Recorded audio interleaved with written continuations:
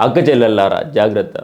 బుర్కా మాటున జరుగుతున్న వికృత చేష్టలు, ముసుగు వేసుకున్న కుట్రలు ఇప్పుడు మన కళ్ళ ముందే బయటపడుతున్నాయి. నిన్న రాత్రి జగిత్యాల జిల్లా కోట్లూరు బస్టాండ్లో జరిగిన ఘటనే దీనికి నిదర్శనం. బుర్కా వేసుకొని మహిళల మధ్య కూర్చొని వారి కదలికలను గమనిస్తున్న ఒక మగ వ్యక్తిని ప్రయాణికులు మరియు ఆర్టీసీ సిబ్బంది చాకచక్యంగా పట్టుకున్నారు. ఫోన్ మాట్లాడుతున్నప్పుడు అతని గొంతుని విని అనుమానం రావడంతో అసలు రూపం బయటపడింది. అసలు ఒక మగ వ్యక్తి బుర్కా వేసుకొని మహిళల మధ్యకు వెళ్లాల్సిన అవసరం ఏముంది? ఇది కేవలం వికృత శాస్త్రలా లేక లవ్ జిహాద్ లాంటి పెద్ద కుట్రలకు వేస్తున్న స్కెచ్లా?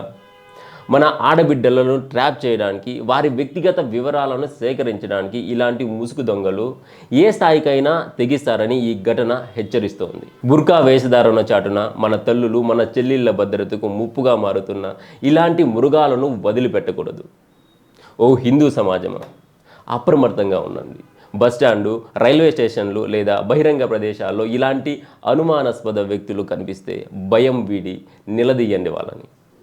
మన అప్రమత్తతే లవ్ జిహాద్ వంటి కుట్రలకు చెక్ పెడుతుంది. మన సంస్కృతిని, మన ఆడబిడ్డల ఆత్మగౌరవాన్ని కాపాడుకోవడం మన అందరి బాధ్యత. ఇలాంటి ముసుగు వీరుల రంగు బయటపెట్టండి.